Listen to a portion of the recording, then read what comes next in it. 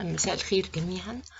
أتمنى أنكم تكونوا جميعا بخير وفي أحسن حال في ظل الظروف اللي احنا بنمر بيها جميعا.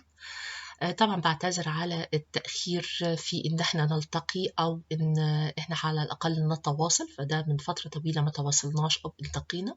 طبعا هي ظروف خارجة عن إرادتنا جميعا، وطبعا هو حصل قدر من التأخير يمكن وقدر من الارتباك في الفترة الماضية، وده كان لأمور خارجة عن إرادتنا جميعا، فالظرف كله مربك وغير متوقع أو غير مرتب له من البداية. وبالتالي احنا يمكن كل يوم بننتظر تعليمات من سواء اللي بتصدر عن الدولة والحكومة أو عن مجلس الأعلى للجامعات أو عن الكلية. فبعد ما كان هناك اتجاه لعدم تعليق الدراسة في الجامعات، فوجئنا بقرار بتعليق الدراسة. طلب منا ان احنا نحجز مواعيد لتسجيل محاضرات الدراسات العليا بالكلية، ولكن طبعا زي ما حضراتكم عارفين إن في ضغط جامد على تسجيل المحاضرات في الكلية، وبالتالي طلب منا بعد ما حجزنا المواعيد أن يتم تأجيلها، وبعدين طلب منا التوقف عن إعداد المحاضرات للدراسات العليا، وبعدين طلب منا مرة أخرى العودة إليها، وبالتالي في النهاية مش بنسجلها في الكلية. وأنا كنت أتمنى إن احنا نقدر نسجلها في الكلية، لأن في الكلية بتتيح لنا بعض من الفاسيلتيز اللي مش متوفرة عندنا، وهي الوايت بورد، ونقدر ان احنا نشرح عليها او نرسم او نوضح بعض من الاشكال البيانية اللي ممكن نحتاجها في الشرح. فطبعا احنا يعني بطريقة تقديم المحاضرة المعتمدة على الباوربوينت برزنتيشن والتسجيل الاوديو على العرض، هقدر اقول انها هتحقق لنا 60 ل 70% من هدفنا في توصيل المعلومة، لكن مش بتحقق لنا الهدف الاجمالي، لان احنا بنفتقد لبعض من الفاسيلتيز الاخرى اللي كنت اتمنى انها تبقى متاحه. زي ما بقول لحضراتكم، الوايت بورد بنشرح عليها بعض من الامور، او الدسكشن حتى في حد ذاتها، والاسئله اللي بتطرح والدايركت كوميونيكيشن مع حضراتكم. لا شك ان هو بيثري مناقشه المحاضره، وبيفتح لنا بعض من النقاط، وبيربط what we are discussing in the lecture مع what we have in the real world، وبنتعلم كلنا من خبرات بعض في هذا المجال. دي أهمية وجود الانتراكشن في الدراسات العليا. لكن احنا كلنا مرغمين على تقبل الوضع الحالي في ظل الظروف اللي احنا بنعاني منها جميعا، وبالتالي هنحاول ان احنا نعظم النفع ونعظم العائد في ضوء ما هو متاح لدينا من موارد في الوقت الحالي. ف يعني اتمنى ان احنا كلنا نبقى صبورين، حضراتكم انا جميعا، لان ممكن يبقى فيه تغيير بمرور الوقت حتى في طريقه تقديم المحاضره او في وسيله الاتصال.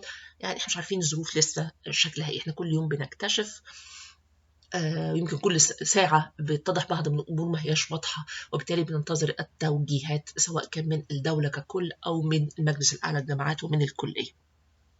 لكن في حدود ما هو متفق عليه في الوقت الحالي بنتم تسجيل المحاضرات وإرسالها لحضراتكم. طبعا في ظل الوقت الحالي مش هنقدر ان احنا يكون عندنا التقييم السليم يعني من خلال ميد تيرم اكزام او من خلال participation في الكلاس، وبالتالي هيعتمد الورك كلاس على او هيكون له فقط 20%، بينما تقدير 80% هيكون للفاينل اكزام. وانا يمكن بعت لحضراتكم هذا الكلام في ايميل عممته على حضراتكم جميعا، واعتقد ايضا ان الدكتوره حنان نظير قامت بهذا الدور من قبلي. وبالتالي أنا عندنا 20% للورك كلاس. ال 20% دي أنا مرة تانية لعدم القدرة على ان احنا نقوم بفكرة الكيس ستاديز، وان احنا نعمل فكرة برزنتيشن وحضراتكم تقدموها وان احنا نناقشها، ده مش هيكون مطروح. فبالتالي هيبقى الكلاس وورك مطلوب فقط فكرة اللي اتفقنا عليها الاناليتيكال ريسيرش بيبر، والموضوع هيكون ان احنا بنتكلم على الكومبيتيشن له ديفاكتو اند جور في اي من دول المينا ريجن. ما المقصود بهذا؟ ليس مقصود ان احنا هنتكلم على كل الكومبيتيشن دي له بكل مواده في اي من هذه الدول، طبعا المينا ريجن مصر، الاردن، الجزائر، المغرب.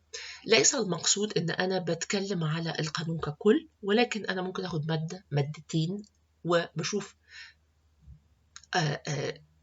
كيف صيغه how they craft the provision under the law and how they implemented the competition authority and the government, maybe how of the different institutions in the country, how they implement this provision.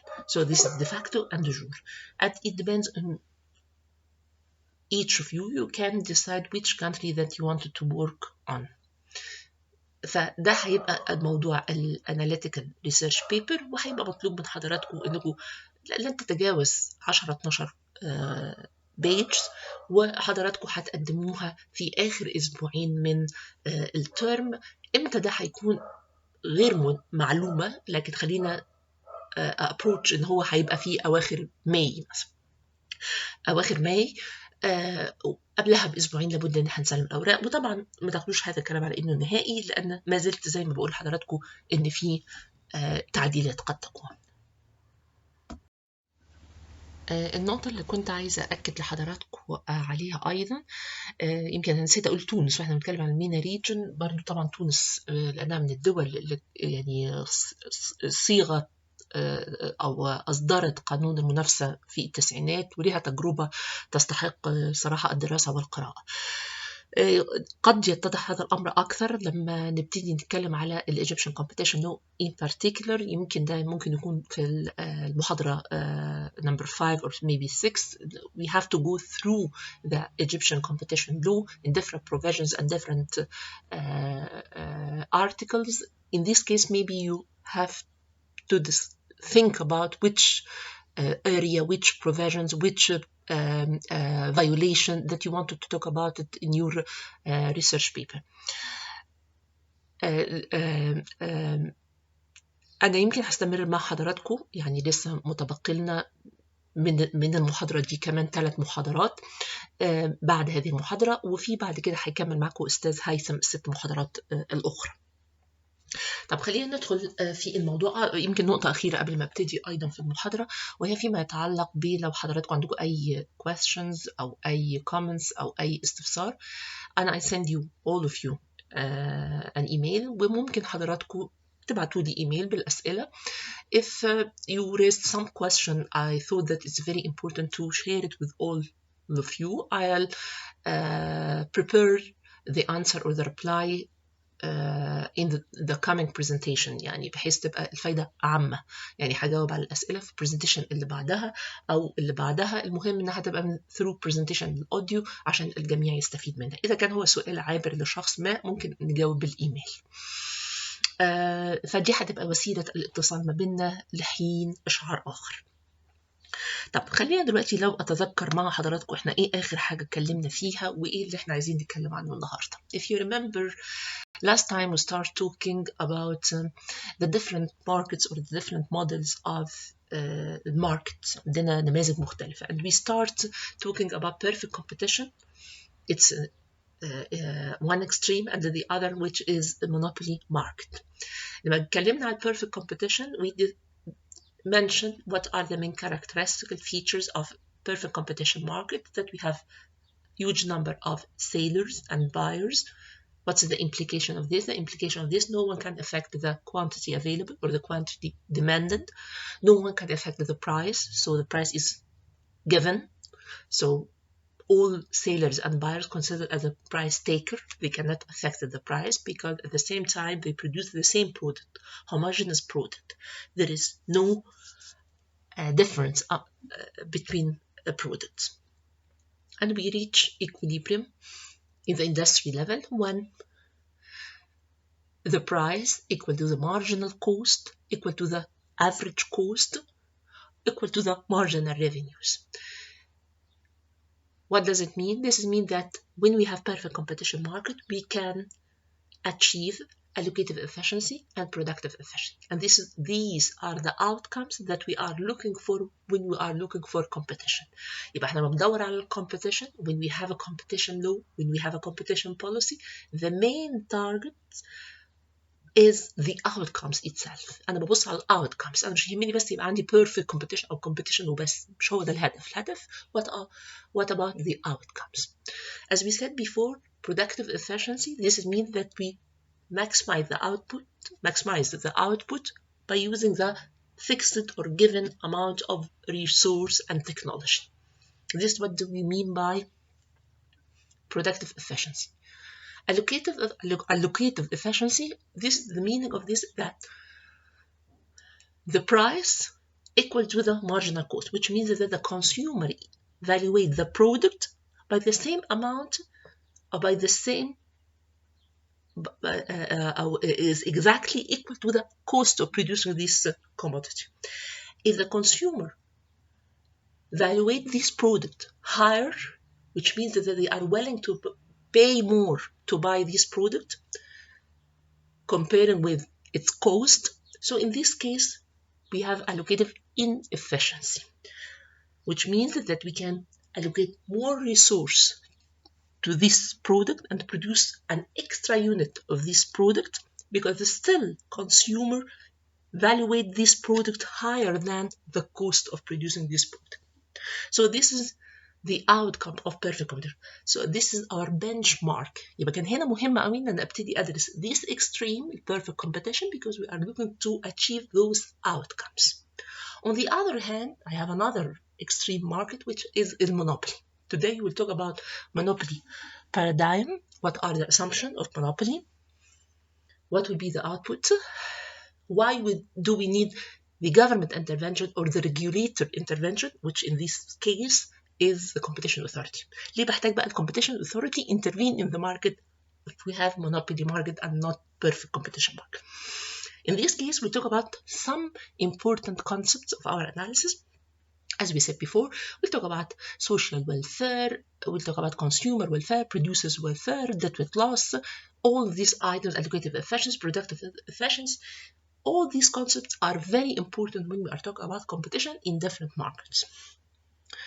Then we'll talk about the welfare standards we are seeking to maximize, which welfare that we are seeking to maximize. And here we'll distinguish between the case in the European Union and the case in Egypt. All the time you are talking about European Union and Egypt. Why? As I said before, because the European Union, according to the competition authority, we have specific commitment to approximate our competition law and competition policy with the European one, according to the Egyptian-European Association Agreement, entered into force 2004, and also according to the Action Plan Neighborhood Policy, adopted 2007. Then, because either the perfect competition nor the monopoly market considered as good example, as I said before, either perfect competition nor monopoly market considered as a good example of what we have in reality, because in reality, large number of markets that we have it don't consider as perfect competition or monopoly market. They are something in between. So this is why it's very important to start talking about the other model of the market. And in this case, we'll talk about the oligopoly. What do we mean by oligopoly market? What are the main features of oligopoly market? What we are miss when we are talking about oligopoly market comparing with the main concept that we discussed before, allocative efficiency and productive efficiency and the social welfare. Do we need the government intervention or not, and so on. And to understand all of this, I think the important tool that we need to understand quite well at the beginning, which is prisoner's dilemma. So this would be the first point that we would like to discuss. Let me start talking about the features or characteristic of the monopoly market. As we said before, when I'm talking about monopoly market, so احتكار, this means that we have just one seller who can produce this commodity. The commodity doesn't have any substitute, close substitute good.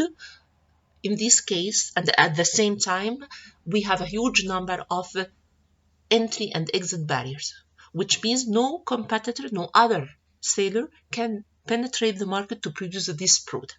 So in this case, we have one seller produce good with no substitute, no close substitute good, and with substantial entry and exit barriers and information asymmetry. So in this case, he monopolized the market. Just one producer can produce the commodity, can raise the quantity, or can cut the quantity, can raise the price and the cutter price. So these are the main features of the monopoly.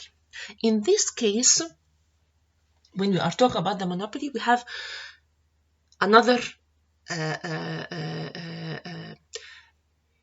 equilibrium point. Let me explain it in the coming graph. What are the main features of the monopoly? As we said before, one seller produces the commodity only one seller who can produce this commodity. He produces a commodity, there is no substitute or close substitution for this commodity. So in this case,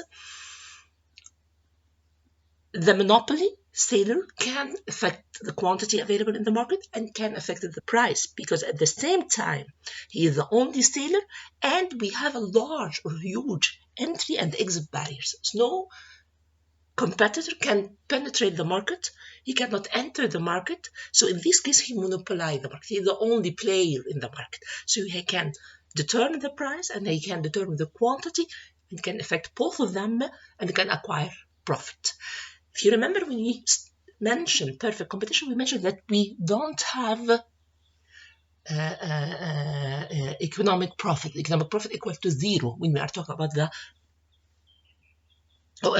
economic, when we are talking about perfect competition. But in this case, we will have profit.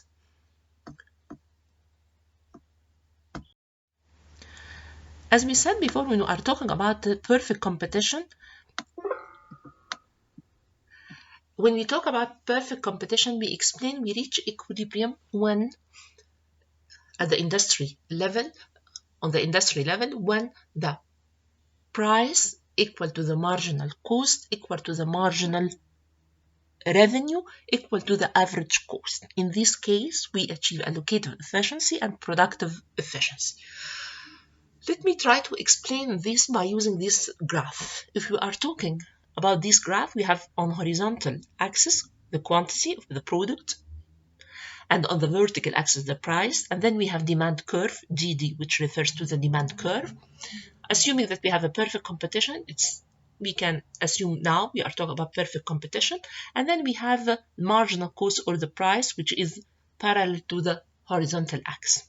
At that time, the intersection point between the demand curve DD and the marginal cost and the average cost line, which in the point E, this is the equilibrium point, we determine the quantity, which is 6 units, and the price, which will be 100. So this is the equilibrium if you have perfect competition market, when the price represented by the demand curve exactly equal to the marginal cost and average cost, and in this case we determine the quantity at 6 and the price at 100, and we achieve allocative efficiency and productive efficiency. But if we are talking about the monopoly market, in this case we introduce on the graph another curve, which is marginal revenue curve. Marginal revenue curve, this is down the demand curve, refers to this curve by MR. It's down the demand curve.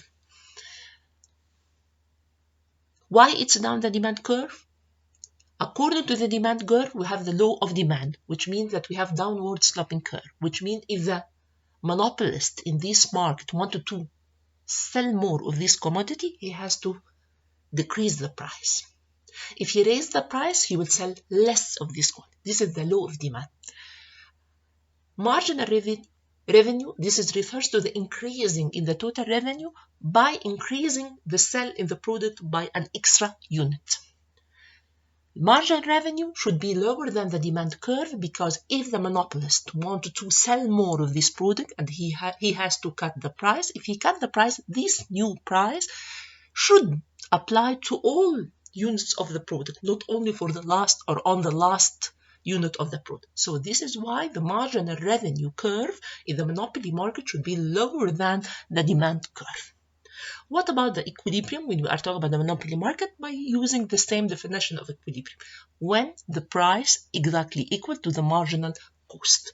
The intersection point will be at that time under monopoly at the point A. In the point A, marginal revenue equal to the marginal cost. This is the equilibrium. Marginal revenue equal to the marginal cost. What about the price in this case? The price will be 150. On the demand curve, if we go from A to the demand curve to the point B, then the price will be 150.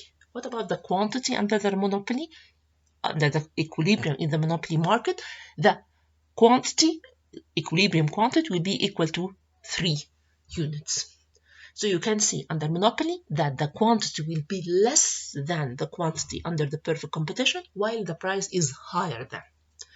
So because we have just one seller of this product, that product that has no substitute, close substitute good, and we have entry barrier, an exit barrier, no one can penetrate the market. So in this case, he can raise the price higher than the price under perfect competition, while at the same time he produces less. So in this case, we have allocative inefficiency.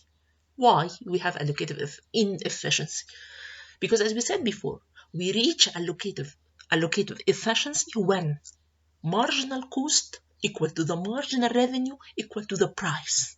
In this case, you can see that the marginal revenue equal to the marginal cost because it's equilibrium, but at the same time the price is higher, which means that the consumer still evaluate this product more than the cost of producing this product.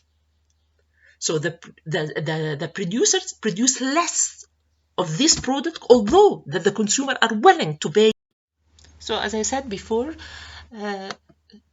under monopoly market, when we reach equilibrium, still we have allocative inefficiency. Allocative inefficiency, why? Because the price is not equal to the marginal revenue or marginal cost, which means that the consumer are willing to pay more to buy this unit compared with the cost.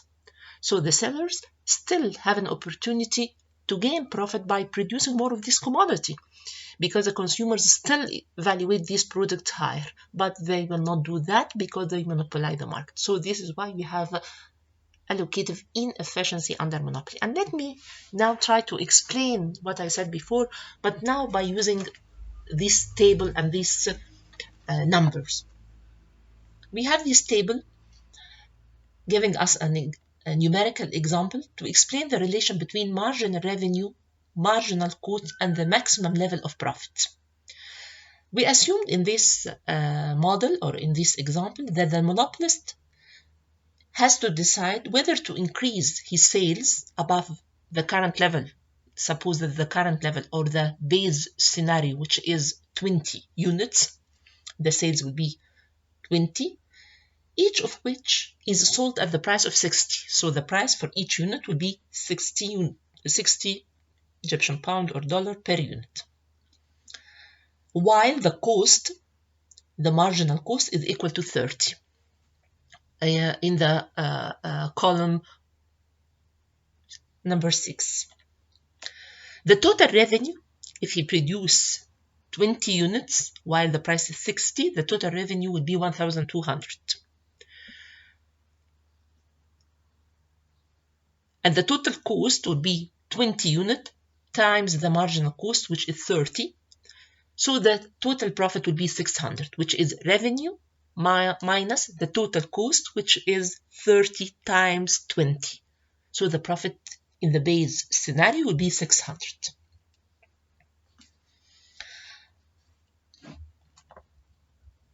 Then we try to explain, should he increase his sales and move into scenario A or scenario B?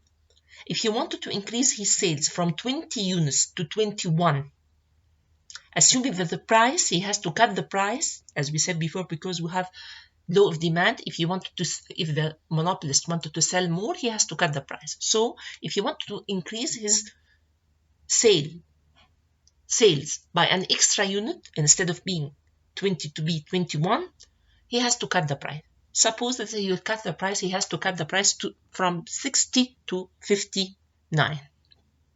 What about the total revenues? The margin revenue for the extra unit will be 39. So the total revenue in this case will be 1,239. What about the cost? We're assuming that the marginal cost constant, which is 30. For 21 unit, so the total cost will be 21 times 30. In this case, the profit will be exactly equal to 1,239 minus the total cost will be equal to 600 9. This is the profit. So in this case, the monopolist, maybe he will decide to increase his sales by an extra unit because the price will be 59 and the profit will be equal to 609. So he gained more profit. He gains more profit. He will take this decision. He will accept this scenario.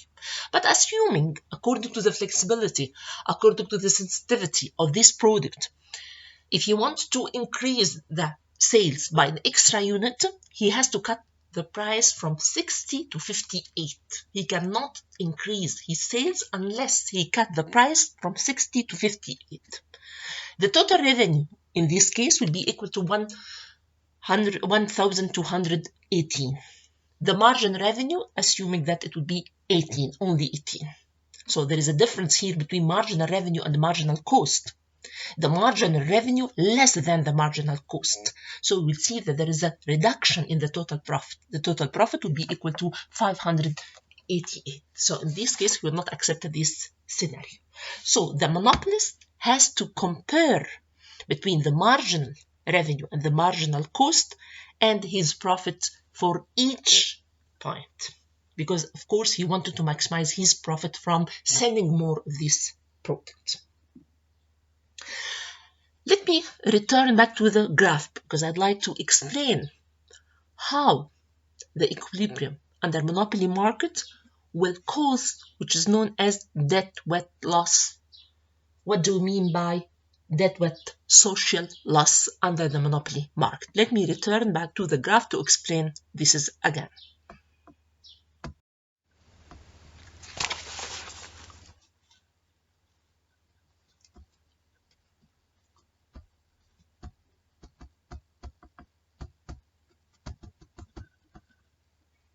If we return back to this graph, you can see that the monopolist will sell less than he can sell under the perfect competition, and the price will be higher, as we said before.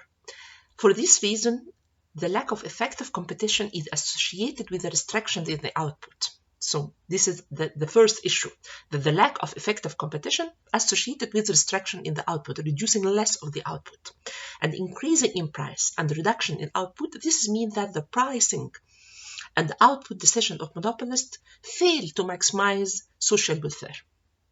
This is the main conclusion, that the monopolist failed to maximize social welfare, and thus we need regulator intervention, as we said before, or allow scope for a regulator to improve the matters. And this is why we have debt social welfare loss from monopoly. How we can measure the deadweight social welfare loss? By using the concept of consumer surplus and the producer surplus. This is the cost to society as a whole of a market not operating efficiently. So it's the area under what do we mean by consumer surplus? It's the area surrounded by the demand curve from the up and the price in the bottom. So raising the price, so you reduce raising the price, and cutting the output reduce the consumer welfare. But on the other hand, we have another concept of welfare, which is producer welfare. How we can measure producer welfare? Producer welfare, this is the area bounded by the marginal cost in the bottom and the price in the top. Raising the price will increase the producer surplus, but at the end we still have social loss. We still have deadweight loss. So part of the consumer surplus, with a reduction in the consumer surplus because of raising the price and the cutting the level of the output, will compensate by the producer surplus, part of this. But at the end, we still have the social welfare loss. As we said before, that in monopoly, the monopoly in this case means that we have allocative inefficiency, because there is a difference between marginal cost of production and the valuation of the marginal consumer, as we said before. So this is very important. So here we have to introduce the concept of consumer surplus, producer surplus, or consumer welfare, producer welfare, and social welfare.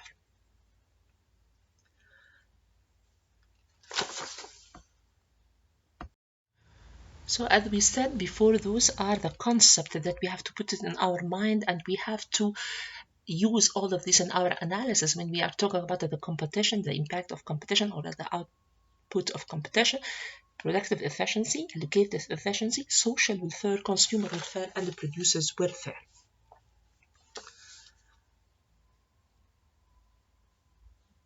Any definition of effective competition must be related to the market outcomes, rather than just the particular form that competition takes. So I'm not talking about its perfect competition or its monopoly, its oligopoly. I'm just talking about the output.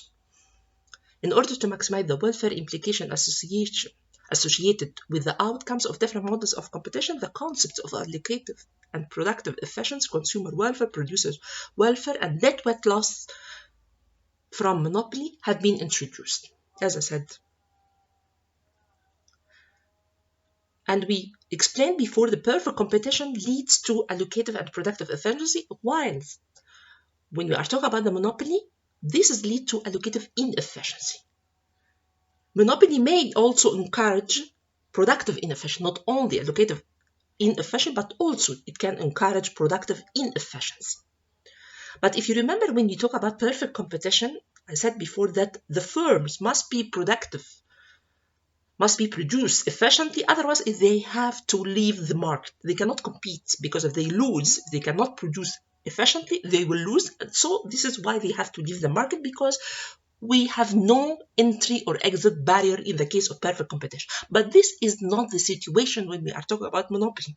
When we are talking about monopoly, yes, we have allocative inefficiency, but maybe also we have productive inefficiency. Under monopoly, a firm also can still make profit, even if it's somewhat productive inefficient. But taking into your consideration that marginal cost, when we are talking about inefficient,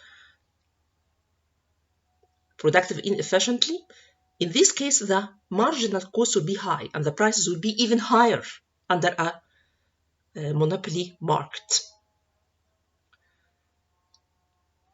This means that in this case, we need the interference of the competition authority to maybe improve the social welfare in the presence of a monopoly by lowering the price and raising the output. So monopoly at the end leads to allocative inefficiency. Most probably also it will encourage productive inefficiency. This is not the case of the perfect competition, because as we said before, if we have perfect competition, you have to produce efficiently, otherwise you will lose. And in this case, you have to exit the market. But the monopolist, because he is the only seller in the market, can still produce inefficiently. And in this case, the marginal cost would be high, but at the same time, the price, because he is the only producer in the market, can put a higher price. So he has a high marginal cost comparing with the perfect competition market, but at the end he can raise the price above the marginal cost. So this means that the economy as a whole will lose, the society as a whole will lose. So this is why we need the intervention of the competition authority in the case of monopoly power.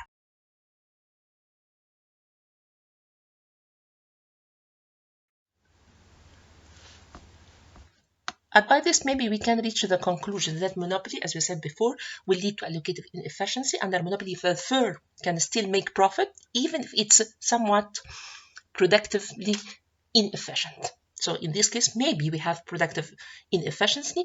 Marginal costs are inefficiently high. Prices will be even higher. If you produce inefficiently, the cost will be high, but the price will be higher. Inefficient monopolist than with a productively efficient monopolist, so regulatory interference can potentially improve social welfare, as I said before. So this is the conclusion of the monopoly market.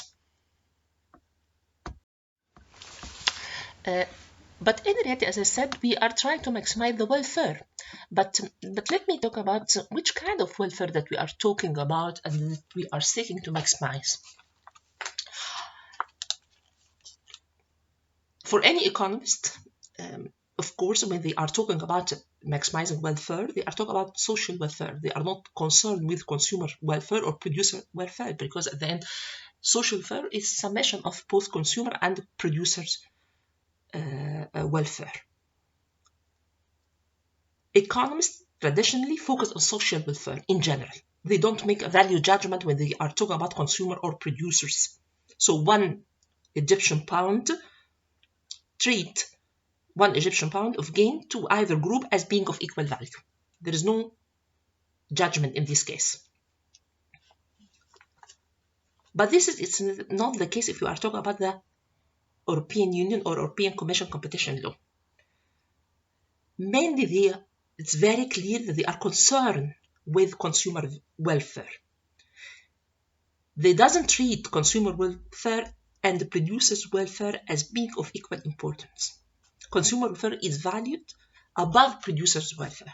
And they stated this very clearly in the Article 81, paragraph number 3, that they mentioned that consumers, they specifically requires that consumers receive a fair share of any efficiency benefits. So one of the main targets of the competition law in the European Union that the consumer should receive fair share of efficiency benefits. And they don't deal with consumer service as producer service. Let me here maybe mention that the spoke of the Commission, the European Commission, mentioned that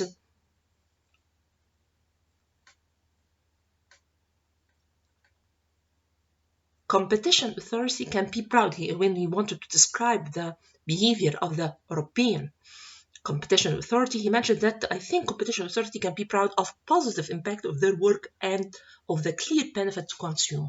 So they are looking to maximize consumer service. So in the case of the monopoly market, when we mentioned that the consumer, we have a loss in the consumer service, but we have an increase in producer service. Part of the increasing in the producer service compensate part of the loss on the producer service in the consumer service. This will not be acceptable when we are talking about the European competition law, because they are focusing on the consumer benefits. Maybe it's not the same when we are talking about the Egyptian law, because we don't have it very clear like that in Egyptian law. As I said before, when we talk about the objective of the Egyptian competition law in article number 1, I told you that the main objective to prevent any action, any behavior that can negatively affect the competition. We are talking about competition in general. We didn't identify what would be the welfare impact of competition. Is it consumer welfare or producer welfare or social welfare? But at the same time, especially in the last amendment of the law, we add the Egyptian authority add some amendments in Article 6 paragraph 2. According to this amendment, they insisting on the consumer welfare or the public interest. When they introduce this paragraph, the main target of the second paragraph of Article 6 to exempt or to give permission or to accept and not apply the law in some specific cases when we have this kind of cartel, which should be this practice, should be anti-competitive practice. It's one of the main anti-competitive practices under any competition law, included Egyptian law. But they will exempt this behavior if the main target is to enhance the consumer welfare or for the public interest. And the competitors who have this kind of cartel or this kind of vertical agreement, which means a cartel or vertical agreement, this is the kind of agreement among the competitors, among the same producers of the product. They will not apply the law, they will not consider this as a violation if this agreement leads to enhanced consumer welfare. So, although that in the Egyptian law, they didn't state it very clear that we have to deal with the consumer welfare in a different way comparing with the producer's welfare, or we have to look to consumer welfare instead of social welfare, but in implementation. In addition, in the new amendment of the law, they insisting on the consumer welfare. And to be honest, even in the implementation of the consumer authority and the way of the government in large, when the government dealing with the competition authority, they insisting on the consumer welfare. All the time you are talking about anti-competitive practice and the consumer benefit, anti-competitive practice and the price for selling the product, which is really good, which is really something that we have to put it in our mind. But there are some concerns here we have to put it in our mind when we are talking about the consumer benefit, especially when we are talking about dynamic world. I'm not talking about a static word, dynamic, which means that the investors or the producers all the time, maybe they invest more and more to develop their product, to develop their services, to enhance the quality of the product. Maybe nowadays they raise the price of the commodity, but later on in the future they will increase the quality, they will increase the quantity, and they will cut the price. So we have to put this is in our mind. I'm here talking about the competition authority who implemented the law, or the government when they try to push the competition authority to focus on the consumer welfare instead of social welfare. Yes, it's important, but if you wanted to deal with this issue, we have to put it in a dynamic platform,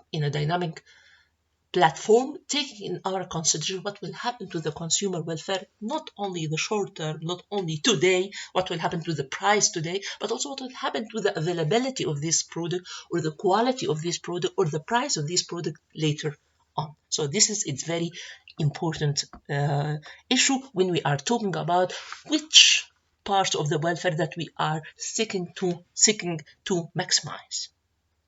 So let me mention at the end that this is a very important question when we are talking about which welfare standard that we are seeking to maximize.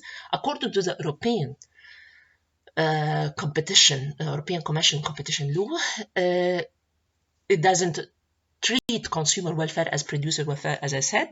Article 82, paragraph 3 specifically mentioned or requires that consumers receive fair share of any efficiency benefits. Consumer welfare is at the heart of European competition law. And it seems that the same in Egyptian competition enforcement.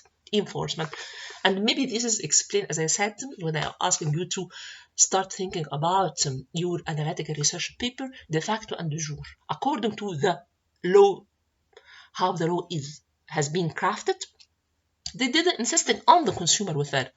Unless we refer to paragraph number 2 from the Article 6, yes, they introduced new concept of the public interest and consumer welfare, that we can accept some kinds of anti-competitive practice if this anti-competitive practice, which is in this case, according to the Article 6, paragraph 2, is the cartel or horizontal among competitors, a horizontal agreement, will benefit the public interest or work for public interest, or will enhance the consumer welfare.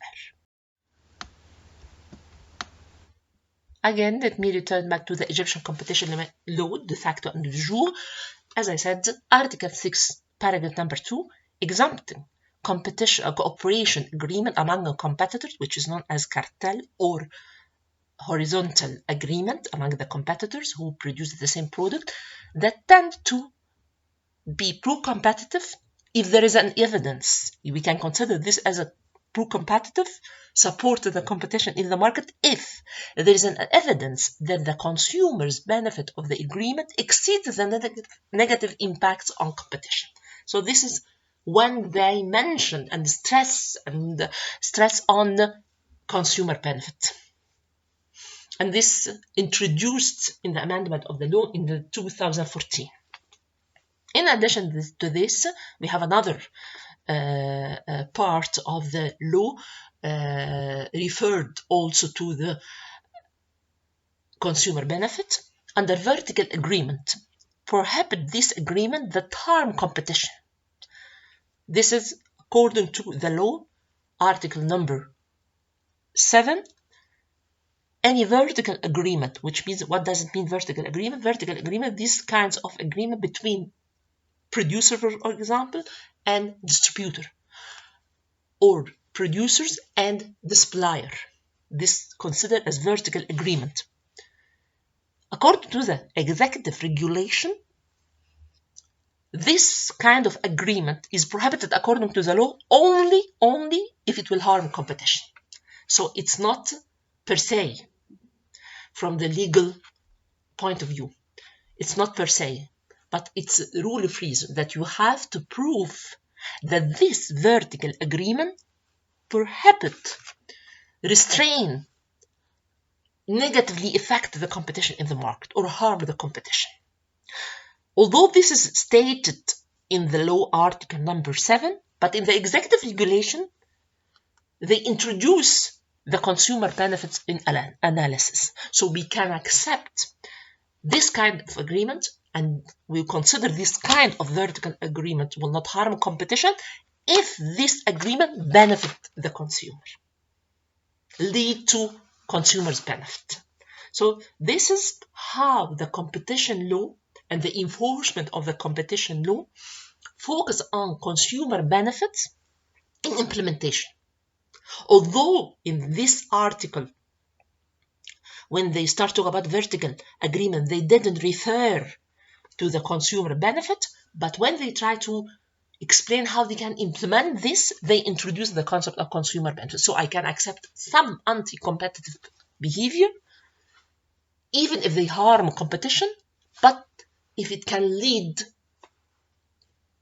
to benefit to consumers. So again, this means that according to the law in practice, Egyptian law in practice, they maybe weight the consumer benefit or consumer welfare over the producer welfare or over the social welfare.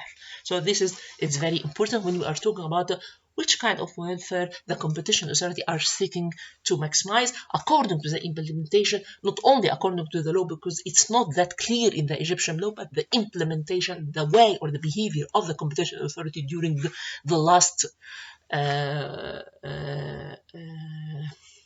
years reflects that they focusing on consumer benefit, more on consumer benefits.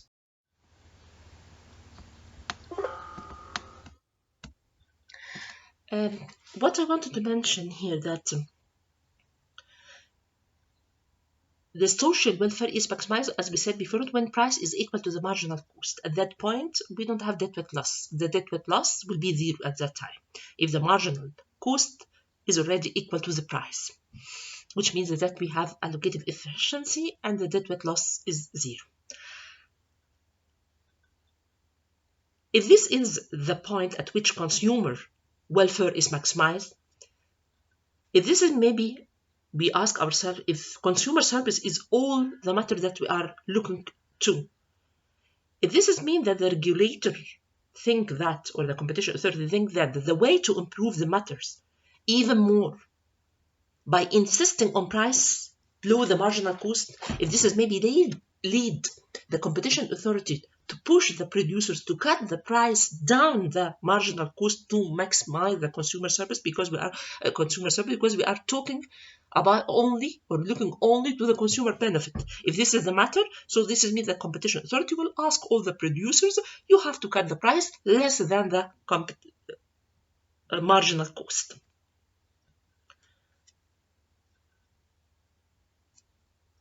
This maybe will be acceptable if you're just looking to the consumer welfare or consumer benefit.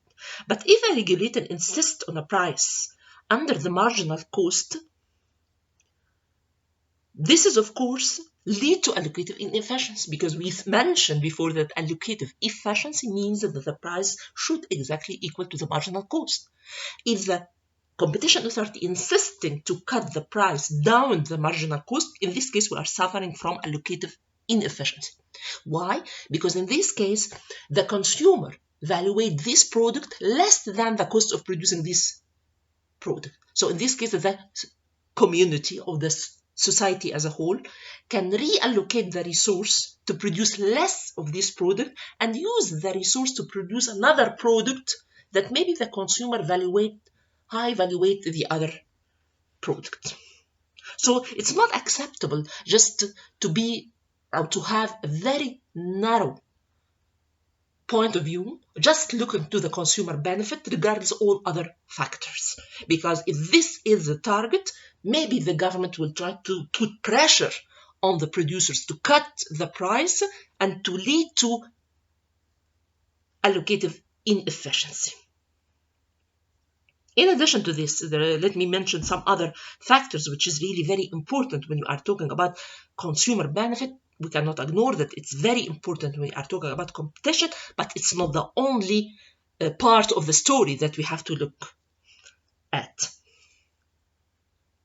If the industry is highly competitive, which means that the firms making no excess profits.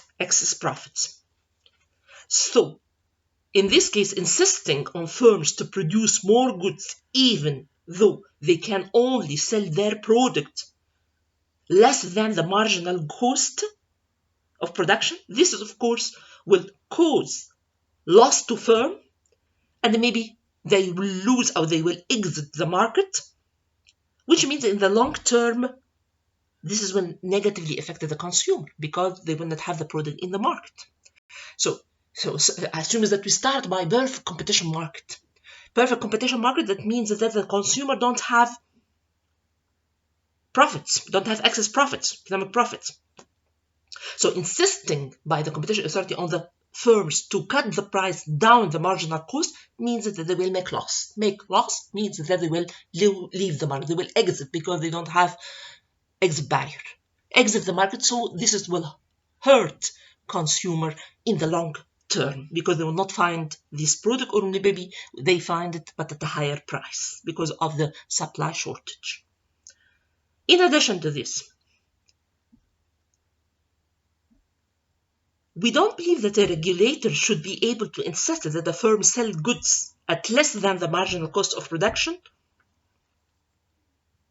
because in this case, if they sell the product below marginal cost, this is known as predatory behavior. Predatory behavior اللي هو السلوك الافتراسي, which is one of the main anti-competitive practice. So I cannot accept that competition authority هي نفسها اللي push البروديوسرز انهم ينزلوا سعرهم عن المارجنال كوست اللي هي في حد ذاتها selling product at a price below the marginal cost considered as anti-competitive practice. يبقى أنا مش هتقبل من الكومبيتيشن authority نفسها إن هي تضغط على الفيرمز إنهم يبيعوا بأسعار أقل marginal cost، لأن ده يعتبر anti-competitive practice اللي هو predatory behavior، السلوك الافتراسي. عشان كده محظور، واحد من الممارسات المحظورة إن الشركة تبيع بأسعار أقل من التكلفة، لأن دي predatory. At that time, you prevent new potential competitors from coming to the market because they are not well established. They cannot compete with you. They cannot pay these losses, so they will not enter the market. So you harm the competition at that time because of this behavior. So it's very important. So the conclusion of all of this is that it's very important when we are looking to the consumer benefit to put this in the long term or in the dynamic, not a static platform or environment, because all the time we are talking about the static environment, assuming that demand and the cost condition are assumed to be fixed, which is not correct, because of course they invest more, they are looking for more profit, they are looking for a higher price. If you cannot guarantee this is for the firms, they will not be willing to invest in some risky activities. So it's very important issue. So there is a potential dangers here with the consumer welfare standard if it's not understood properly.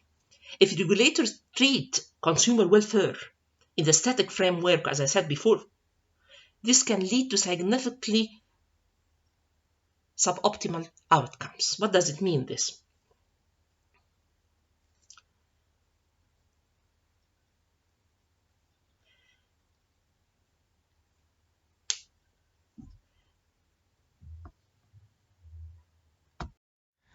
So as I said, maybe let me summarize what I mentioned before, that a regulator or a competition authority in this case should be very careful when they are treating the consumer benefit, and they are looking to consumer benefit, although it's of course it's legal and acceptable and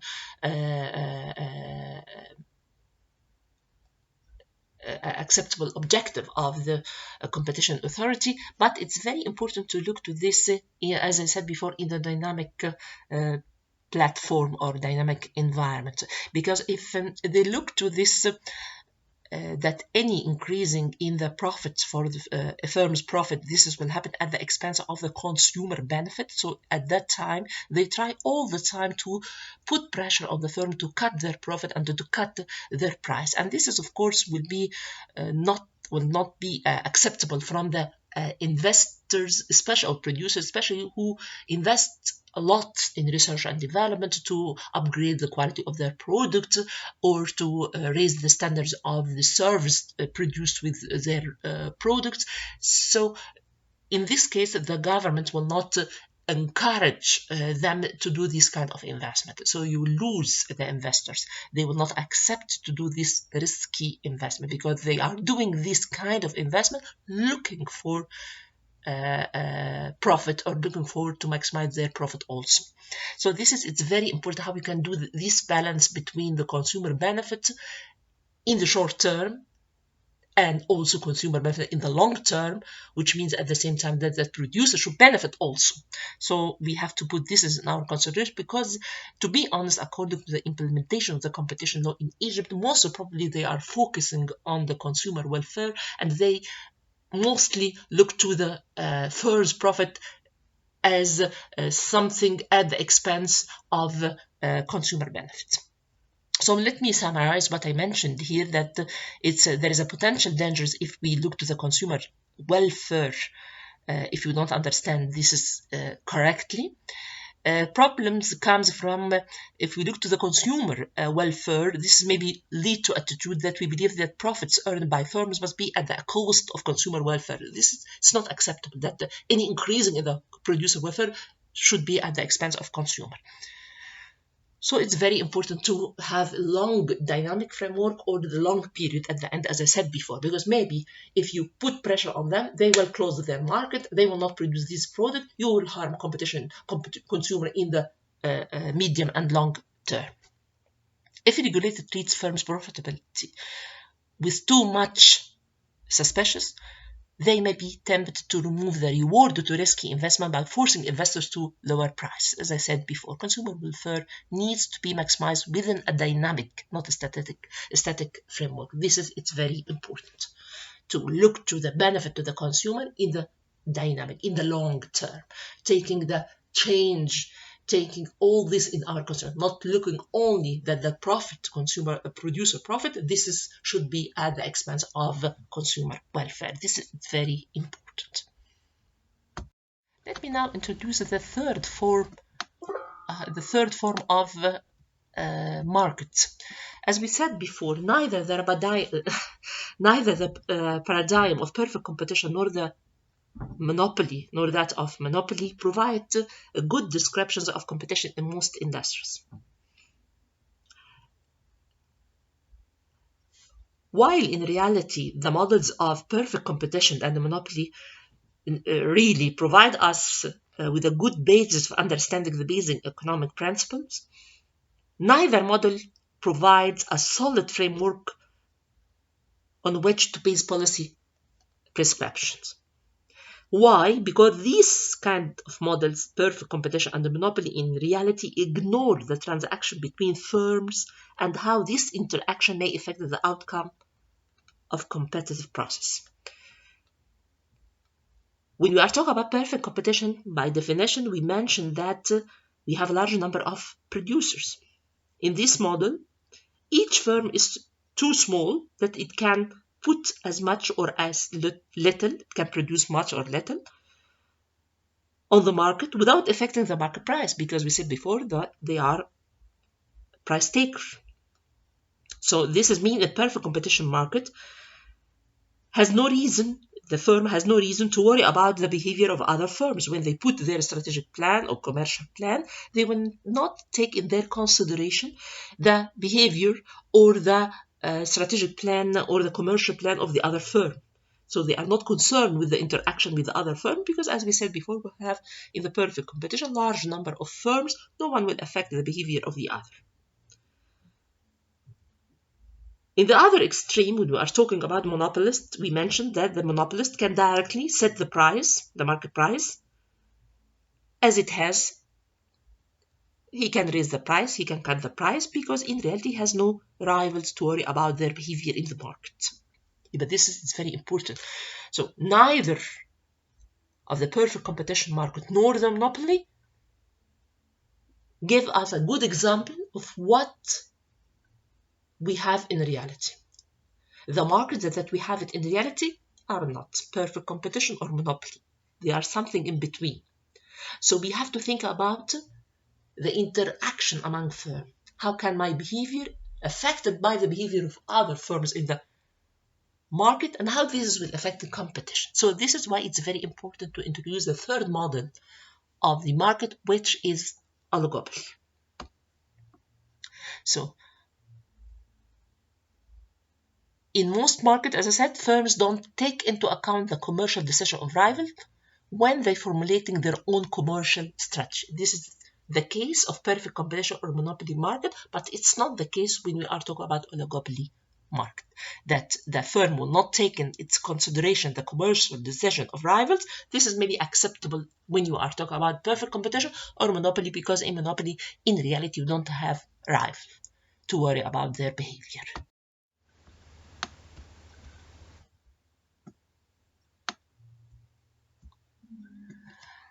So nowadays, so we have to we introduce the third form of market, which is oligopoly models. As we've said before, in this model, because large number of firms don't take into account the commercial decision of rivals when formulating their own commercial strategies, but the firms recognize that changes in their own policies or plans, prices, land production, and addition to their capacity may affect the decision of other firms in the industry and will take into account when making commercial decisions. When addressing what this will affect competition, this interaction between firms must be taken into account. So we have to take all the behavior of other firms in our consideration. This requires one to examine more realistic models. So I cannot build my analysis on the perfect competition or the monopoly, but we have to introduce more realistic models of competition, models of oligopolistic behavior. So this is why oligopoly models it's more realistic compared with the perfect competition and the monopoly, because in this case we're taking in reality the interaction among firms, and when we put the plan for prices or production, we look to the behavior of the other firm in the market. In this kind of analysis, we depend mainly on the game theory. But let me mention here that until maybe 1970s, the examination of oligopoly received in reality little attention, because we didn't have the analytical tools supporting us in this area. But since that time, the economists introduced a new branch of economics, non-cooperative game theory, has been grown up. This theory addresses directly the strategic interaction between firms. Non-cooperative game theory sees competition between firms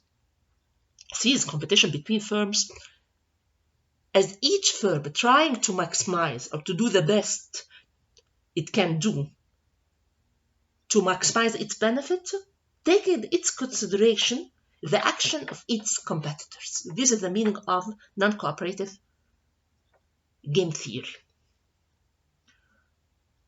The key concept in this analysis, which is the Nash non-cooperative equilibrium. What does it mean, Nash non-cooperative equilibrium? Nash, this is the name of the economist who introduced this theory. An equilibrium is a Nash non-cooperative equilibrium. We reach this is when, given the behavior of all other firms in the market, no firm wishes to change its behavior. Why? Because this firm maximizes its profit, so there is no need to change its behavior. Each firm maximizes a profit given the behavior of all other firms. This is the meaning of Nash non-cooperative equilibrium. We reach the equilibrium according to Nash non-cooperative equilibrium when no firm in the market wanted to change its behavior. Why? Because this firm takes in its consideration the behavior of other firms and it maximizes its profit. So there is no need to change its behavior. It doesn't need to change the behavior anymore because the firm maximizes its profit, taking into consideration the behavior of other firms. To understand this non-cooperative Nash equilibrium, I think it's very important to go to the prisoner's dilemma. This is the game which is known as prisoner's dilemma. What does it mean, prisoner's dilemma? This is the game was first introduced or used in the context of two prisoners who need to make choices as to whether to confess to a crime or to remain silent. But now we refer to this game in the context of two rivals firms. Assuming that we have two rivals, unfortunately that maybe I don't have here the picture to explain this dilemma, but let me go to the coming slide. Maybe I can explain this. According to the prisoner's dilemma, we assuming that we have two firms, A in the vertical axis and B on the horizontal, who must each decide whether to charge a high price for the product or to charge a low price for the same product. They produce the same good, they are working in the market. They have to decide whether to charge a high price for this product or a low price. So in this case, we have four possible outcomes. Maybe both of them decided to charge a high price. In this case, A and B will decide to have high prices, or maybe they decided both of them to have low prices, or maybe one decided or other could charge a low price whilst the other charges a high price. So those are the four options that we have. The number in each box here refers to the profit resulting from the outcome of the decision of the two firms. The first number in each box, this is refers or shows the profits of firm A,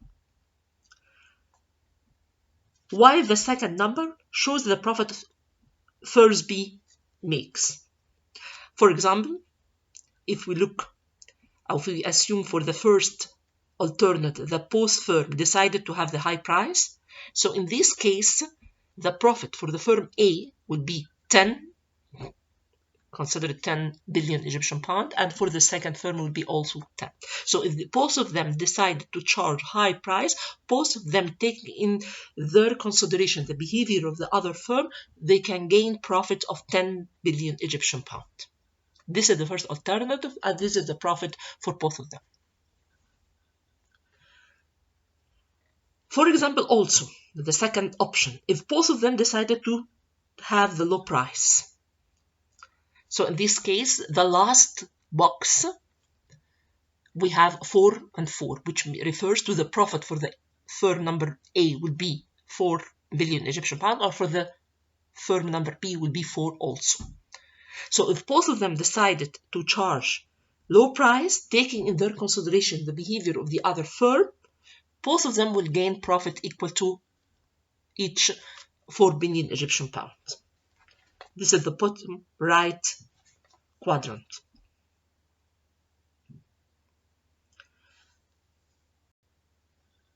according to these outcomes that we explain it, of course, both firms would prefer an outcome in which both charge a high price to that in which they both charged a low price, because if they both charge a high price, both of them will gain profit equal to 10. If both of them decided to have the low price, they will have profit equal to 4. So it's better for both of them to have the high price. But if firm A decided to choose the high price while at the same time firm B wanted to maximize its profit, in this case, the best action that firm B can take, if firm B also choose a high price, it earns 10. But if firm B choose to charge a low price, it earns profit equal to 30 as a result of undercutting firm A. Top right.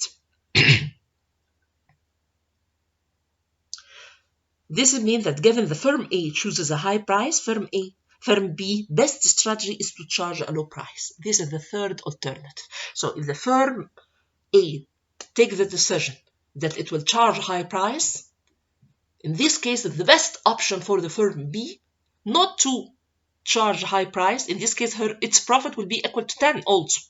But if the firm B decided to have the low price, in this case, firm B will gain 30 billion Egyptian pound as a profit, while firm A will lose all the profit. So in this case, if firm B charges a low price, what is the best course of action for firm A? With firm B charging a low price, if firm A charges a high price, it earns 0 profit. But if it charges a low price, firm A earns a profit of 4, as we explained in the bottom right quadrant. So the conclusion of all of this, yes, we have 2 firms, we have 2 firms, and we have 4 options. If both of them have the high price, both of them will gain 10. If both of them have low price or charge low price, they will gain 4. But if one chooses the high, the best solution or the best action or the best strategy for the second firm to charge the low price, in this case, it can acquire more profit, while the other firm, it will lose its profit. So this sample model shows that while both firms prefer a situation in which both firms charge a high price, both of them looking to have a high price, but the incentives to charge a low price, while the rival firm charges a high price, results that both of them will charge the low price. I don't know if this is clear or not. So let me be repeated again. أنا بقول إن أنا عندي 2 firms وبينتجوا نفس السلعة. عايزة أوضح إزاي بياخدوا البيهيفير الأكشن بتاع الأذر فيرمز عشان تاخدي الأكشن أو تاخدي القرار بتاعك. بتبصي على الأكشن أو البيهيفير بتاع الفيرم التانية.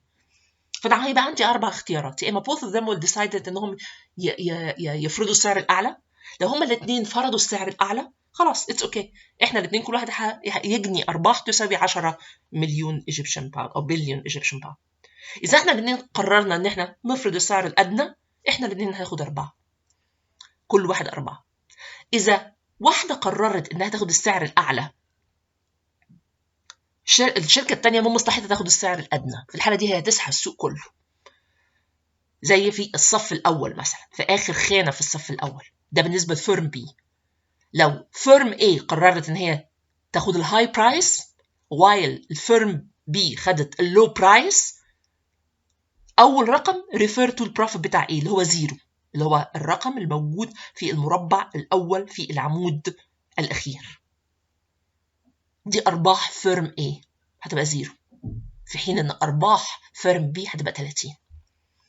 يبقى ده هيبقى أفضل اختيار لبي لو إنه خد في اعتباره سلوك المنشأة التانية، وكانت المنشأة التانية هي حددت السعر بالأعلى.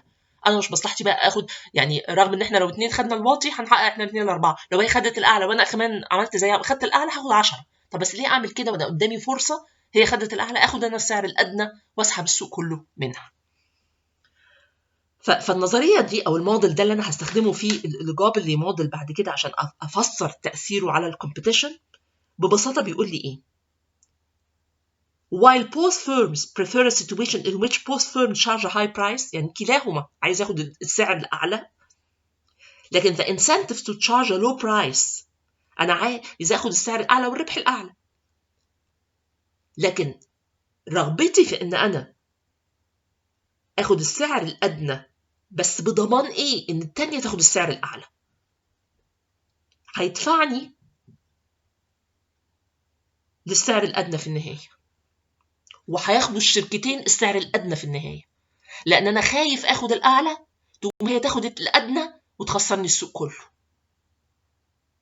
فعلى طول هتجه إلى فرض السعر الأدنى. يبقى again the simple model shows that while both firms prefer a situation in which both firms charge a high price, the incentive to charge a low price, while the rival firms charge a high price, results in both firms charging a low price. Both of them will choose the low price because they wanted to get rid of the because I'm fear that the other firm can impose the low price, can charge the low price. So I'd like to be in the safe side. So in this case, I'll charge the low price because I'm afraid if I'm decided at the beginning to charge the high price, then the other, I'll give the opportunity for the other firm to charge the low price and to acquire all the profit. So in this case, both of us were looking to charge the low price. So it's very important to try to explain how taking the behavior of the other firm in the market will affect your plan. You are not working alone in the market. You cannot put your plan, you cannot put your strategy, you cannot put your productive capacity regardless the behavior of the other firm or regardless the behavior of the competitors in the market. So it's very important. So let me summarize what I mentioned before, that we assuming in this model that we have two firms who must each decide whether to charge a high or low price. We have four possible outcomes. Both firms could charge high price. In this case, both of them will gain profit equal to 10 billion Egyptian pound. Both could charge low price. Both of them will gain 4 per each. One of them can decide to take the high or to charge a low price, while the other will charge the high price or the opposite. But because both firms prefer a situation in which both charge high price, of course, both of them prefer to charge a high price to gain more profit.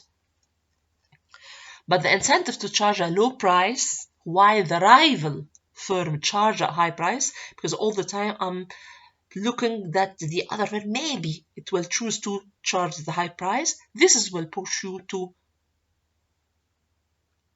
charge low price at the end.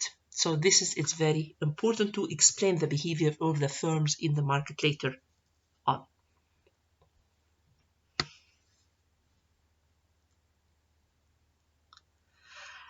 Now let me talking about the discussion of 4 economic models of oligopoly. When we are talking about oligopoly, this is modeling the behavior of firms in markets where these firms recognize that there is commercial action affect the decision taken by the rival firms, require the identification of use of the ways in which firms compete.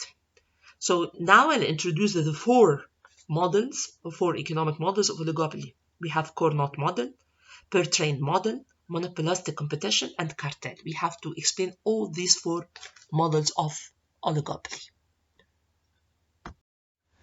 And this is, as I said before, we have to go through the economic model of oligopoly. We have 4 economic models of oligopoly. We have to explain all of them. As I said before, core knot model, per trained model, monopolistic competition, and cartel. I think it's enough for this lecture, and the coming lecture I'll go in more details in these 4 economic model. See you soon إن شاء الله. أتمنى إنها تكون واضحة.